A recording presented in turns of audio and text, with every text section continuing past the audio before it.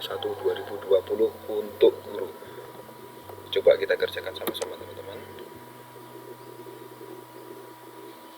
Kita klik start kuisnya.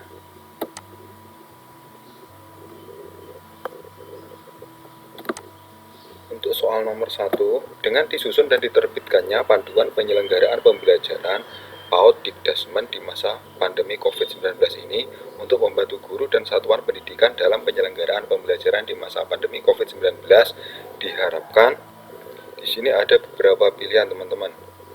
Yang pertama, satuan pendidikan membentuk satuan tugas COVID-19 untuk persiapan pembelajaran. Yang kedua, guru dan tenaga kependidikan mempunyai acuan dalam merancang, melaksanakan, memandu, dan mengembangkan pembelajaran yang efektif. Yang ketiga, guru mampu menyesuaikan dalam pembelajaran tatap muka terbatas atau PTM terbatas. Yang keempat, semua jawaban benar. Kalau mengacu dari pilihan jawaban ini, saya condong memilih ke pilihan yang kedua. Guru dan tenaga kependidikan mempunyai acuan dalam merancang, melaksanakan, memandu, dan mengembangkan pembelajaran yang efektif. Jika teman-teman punya jawaban yang lain, bisa ditulis di kolom komentar. Jangan lupa klik like, komen, dan juga subscribe.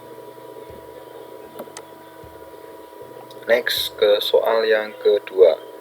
Dalam panduan penyelenggaraan pembelajaran di masa pandemi terdapat dasar hukum tentang pembatasan sosial berskala besar dalam rangka percepatan penanganan coronavirus 2019 atau COVID-19 yang tertuang dalam kalau ini saya lebih memilih ke pilihan yang keempat, Peraturan Pemerintah Nomor 1 Tahun 2020. Jika ada jawaban yang kurang tepat ketika teman-teman mengerjakan nanti, teman-teman bisa menulisnya di kolom komentar untuk membantu teman-teman yang lain yang kebetulan menonton video ini juga. Next, kita lanjut ke soal berikutnya. Berikut dalam tujuan penyesuaian panduan penyelenggaraan pembelajaran PAUD Dikdasmen di masa pandemi COVID-19 kecuali. Berarti jawabannya ke pilihannya selain ini, kecuali. Yang perlu kita garis bawahi ini, kecuali.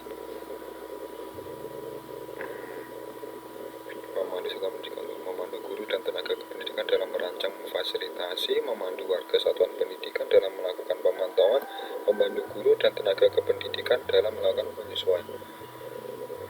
Saya cenderung memilih yang pertama ini, memandu satuan pendidikan untuk mempersiapkan pembelajaran jarak jauh atau PJJ. Next, soal selanjutnya. Dalam manfaat panduan penyelenggaraan pembelajaran PAUD Dikdasmen di masa pandemi COVID-19 terdapat arahan untuk penyesuaian konsep dan rencana pembelajaran di masa pandemi COVID-19 bagi kepala satuan pendidikan, peserta didik, dan warga satuan pendidikan. Oh ya, ini guru dan tenaga pendidikan. Next. Dalam panduan penyelenggaraan pembelajaran PAUD Dikdasmen di masa pandemi COVID-19 terdapat panduan yang dibuat sebagai acuan bagi guru, yaitu pengelolaan pembelajaran, panduan pengaturan ini, panduan penyusunan RPP kelas atau mata pelajaran di masa pandemi COVID-19. Oke, kita lanjut ke soal yang ke-6. Tingkat perlibatan guru dalam merencanakan, melaksanakan, memberi umpan balik, dan mengembangkan rencana tindak lanjut mengembangkan pembelajaran di masa pandemi COVID-19 adalah salah satu ukuran keberhasilan bagi ini, tingkat pelibatan guru. Kata kuncinya di sini, tingkat pelibatan guru. Saya cenderung memilih ke ini, kepala satuan pendidikan. Next. Berdasarkan SKB 4 Maret yang ditetapkan pada 30 Maret tahun 2021 terdapat ketentuan pokok yang harus diketahui dan dipatuhi oleh satuan pendidikan yang berjumlah ini sudah 9. Lanjut soal ke-8. Sebuah sekolah dasar di daerah Goa telah melakukan PTM terbatas. Guru Rama mengajar mata pelajaran kesenian. Ini guru Rama ini nama guru teman-teman. Selain mengajar, guru Rama juga bertugas untuk memantau kesehatan setiap warga sekolah dengan berfokus kepada gejala umum seperti demam, batuk, pilek, nyeri tenggorokan, sesak nafas, sakit kepala, mual atau muntah, diare, anosmia atau hilangnya kemampuan indera penciuman, atau ageusia, hilangnya kemampuan indera perasa. Berdasarkan pernyataan tersebut, guru Rama juga merupakan bagian dari, saya lebih cenderung memilih pilihan jawaban yang pertama, tim kesehatan, kebersihan, dan keamanan. Next, kita lanjut soal yang ke-9. Pada sekolah tempat guru Sinta mengajar akan melakukan PTM terbatas. Sebelumnya, guru Sinta telah membagi rombongan belajar kelasnya yang terdiri dari 30 siswa menjadi 2 kelompok. Terdiri dari 30 siswa dibagi menjadi 2 kelompok, artinya terdapat 15 siswa dalam masing-masing kelompok. Ada penjelasan yang kedua, agar siswa tetap berjarak, guru Sinta mengatur posisi jarak antar siswa 1,5 meter. Pada saat pelaksanaan PTM terbatas untuk kelompok pertama, guru Sinta selalu mengingatkan siswanya untuk selalu menggunakan masker, mencuci tangan, dan tidak saling meminjam peralatan tulis. Selama pembelajaran berlangsung, guru Sinta juga selalu mengawasi siswa yang terlihat kurang sehat untuk segera mendapat tindakan kesehatan. Hal yang dilakukan oleh guru Sinta merupakan protokol kesehatan di ruang kelas. Saya cenderung memilih ini karena di sini ada kata kuncinya, rombongan belajar kelasnya. Nah, ini kelasnya, kemudian siswa berjarak 1,5 meter, dibagi menjadi 2 kelompok, artinya pembelajaran ini dilakukan di dalam ruang kelas. Jadi saya cenderung memilih ke jawaban yang kedua. Next. Dengan adanya resiko penularan, maka praktik penyelenggaraan pembelajaran membutuhkan penyesuaian untuk memastikan keselamatan warga sekolah. Pada penyelenggaraan sekolah dapat memilih satu dari 3 pilihan kurikulum, yaitu kurikulum 2013, kurikulum kondisi khusus, dan kurikulum mandiri, sesuai kondisi dan kemampuan sekolah tersebut. Dengan memprioritaskan seluruh satuan pendidikan, maka untuk menuntaskan kurikulum, tapi memastikan setiap siswa mengalami pembelajaran. Penjelasan tersebut menjelaskan konsep pembelajaran di masa pandemi COVID-19 terkait. Di sana ada kata kunci kurikulum. Jadi saya cenderung memilih ke jawaban opsi yang kedua, kurikulum kondisi khusus. Next. Soal yang ke-11, siklus pembelajaran menggambarkan hubungan 3 komponen penting, yaitu kurikulum, asesmen, dan juga pembelajaran. Ini pemilihan yang pertama. Selanjutnya soal nomor 12, guru Nanda akan melakukan PTM terbatas. Guru Nanda merasa kebingungan untuk memberikan metode pembelajaran selama PTM terbatas. Jika Anda adalah guru Nanda, metode pembelajaran PTM terbatas yang akan Anda berikan pada murid, yang pertama pasti praktik. Teknologi pembelajaran ini belum tentu ini, karena tidak semua siswa nanti bisa menguasainya. PTM terbatas.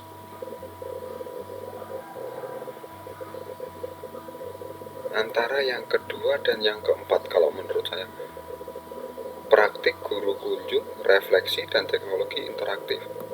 Praktik, diskusi, refleksi. Saya cenderung yang memilih yang ini saja. Memilih yang kedua saja. Teknologi interaktif ini kita bisa menggunakan aplikasi yang mudah digunakan oleh siswa. Misalnya kita bisa mengirim konten melalui WA group dan lain-lain. Lanjut. Nomor 13, pada sekolah dasar tempat guru Meta mengajar mulai melakukan PTM terbatas. Pada praktiknya guru Meta menggunakan strategi pembelajaran campuran serta menggunakan pola sinkronisasi dan asinkron. Pada hari Rabu terdapat jadwal PTM di kelas guru Meta mengajar, dan guru Meta akan melakukan sesi sinkron. Aktivitas apa yang dapat guru Meta lakukan? Melakukan sesi refleksi, melakukan praktik, melakukan materi melalui video, memberikan tugas. Ini yang pertama, saya cenderung memilih yang pertama, melakukan sesi refleksi melalui konferensi video bersama murid.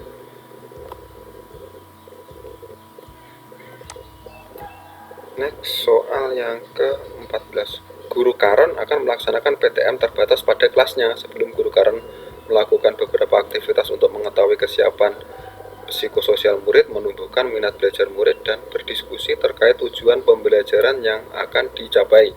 Berdasarkan aktivitas yang dilakukan oleh Guru Karen, sesuai alur pembelajaran kenormalan baru, yaitu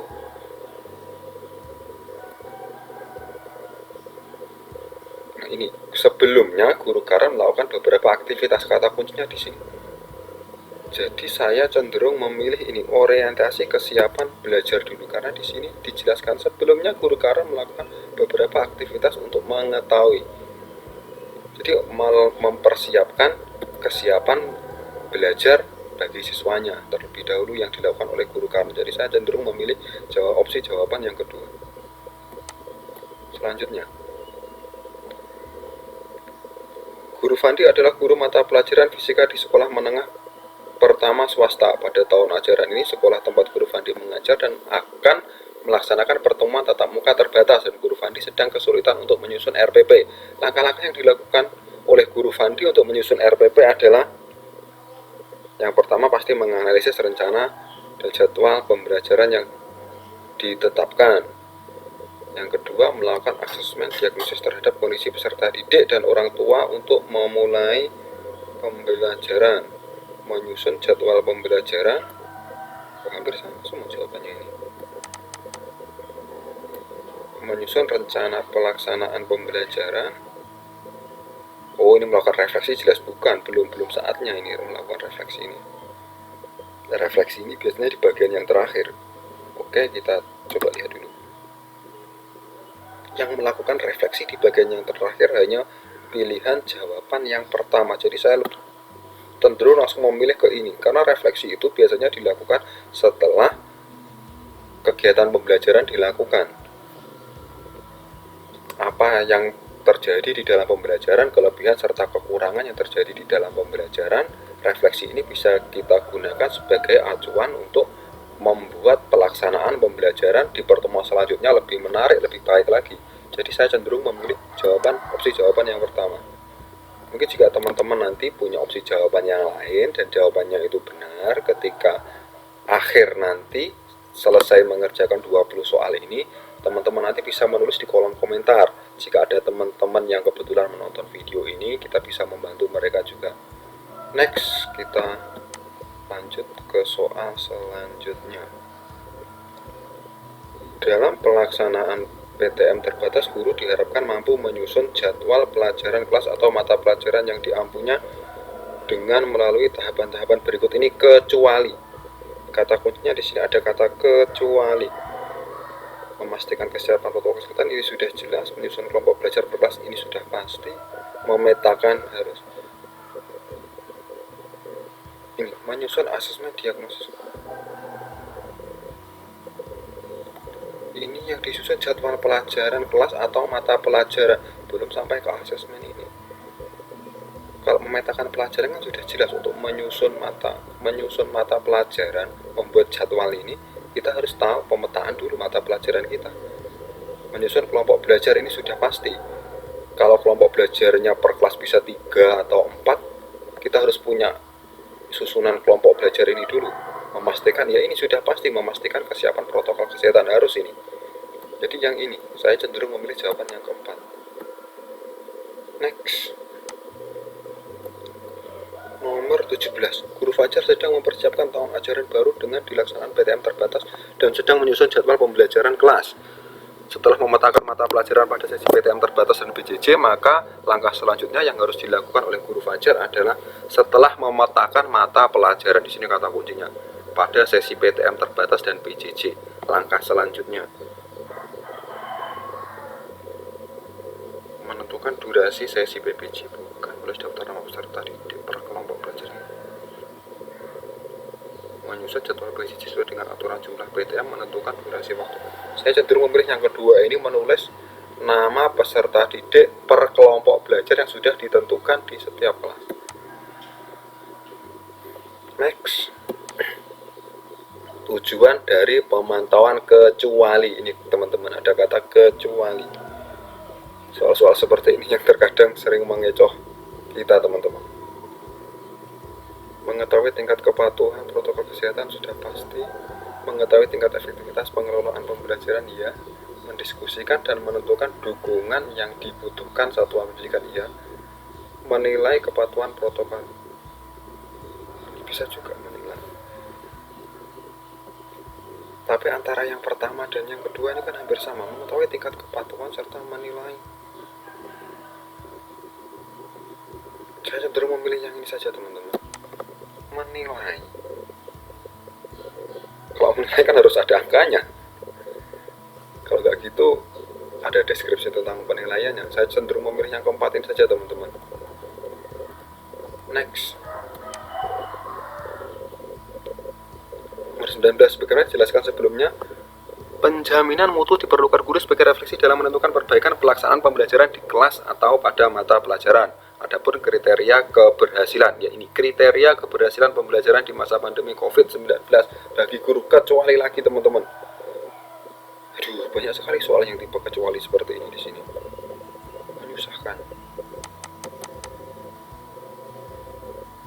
Tingkat kepatuhan terhadap protokol, tingkat pelibatan orang tua dalam perencanaan, tingkat pelibatan peserta didik, ini saja, teman-teman. Saya memilih yang keempat saja. Tingkat upaya refleksi dan perbaikan proses pembelajaran di masa pandemi COVID-19 kelas mata pelajaran. Next. Nomor 20, yang terakhir. Kecuali lagi ini, Masya Allah. Setelah melakukan pemantauan pembelajaran, Anda akan mendapatkan hasil berupa tingkat efektivitas pembelajaran di masa pandemi. Hasil tersebut dapat Anda kategorikan untuk mengetahui seberapa efektif Bapak Ibu guru melaksanakan pembelajaran di masa pandemi COVID-19. Apa tindak lanjut pengembangan pembelajaran yang dapat dilakukan guru, kecuali membagikan praktik baik, menguatkan potensi praktik baik, mendiskusikan menguatkan. Saya memilih yang keempat lagi, teman-teman, menguatkan praktik pembelajaran. Sudah. Selanjutnya kita finish quiz, teman-teman. Nomor 1 sampai 20 sudah dikerjakan. Karena ini kuis untuk pra bagi guru, asesmen pra untuk guru, jadi teman-teman tidak usah takut salah. Nanti kita bisa membandingkan untuk yang di kuis yang terakhir nanti di sini, teman-teman, penutupan BIMTEK. Nah, di sini nanti ada kuis, kita juga akan mengerjakan ujian terakhir, teman-teman. Kemungkinan besar soalnya hampir sama dengan ini atau mungkin bahkan sama, teman-teman. Jadi bagi teman-teman nanti yang tahu di salah satu nomor ini ada jawaban yang salah, tolong teman-teman tuliskan di kolom komentar. Jika ada teman-teman guru lain yang kebetulan juga melihat video ini, kita bisa membantu mereka dan juga membantu saya khususnya. Terima kasih. Coba kita finish quiz. Oke, dapat berapa? 95, teman-teman. Ada salah satu. Kita cek, teman-teman, di bagian mana yang salah tadi. Nomor 12, teman-teman. Nomor 12. Oh, kita lihat pelan-pelan saja kalau gitu. Ini nomor 1, nomor 2, nomor 3, nomor 4, nomor 5, nomor 6, nomor 7, nomor 8, 9, 10, 11, 12. Ini, teman-teman, praktik guru kunjung, ya, betul sekali, teman-teman. Tadi saya bingung antara pilihan yang A dan yang B. Ternyata jawabannya yang tepat, yang, mohon maaf, teman-teman, yang B dan D. Tadi dia video waktu kita mengerjakan sama-sama tadi, saya bingung antara kedua pilihan ini. Tadi saya sebetulnya pertama kali memilih yang ini, yang D ini.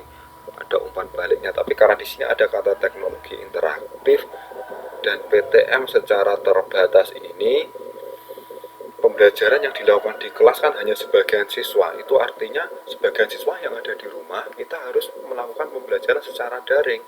Untuk itu saya lebih fokus ke teknologi interaktif ini teman-teman. Itu alasan saya tadi mengapa saya merubah jawaban saya ke pilihan yang D. Ternyata jawabannya yang tepat itu yang D teman-teman. Ini soal selanjutnya tadi. Oke, kalau gitu teman-teman, sekian video dari saya. Terima kasih. Jangan lupa like, komen, dan juga subscribe. Assalamualaikum warahmatullahi wabarakatuh.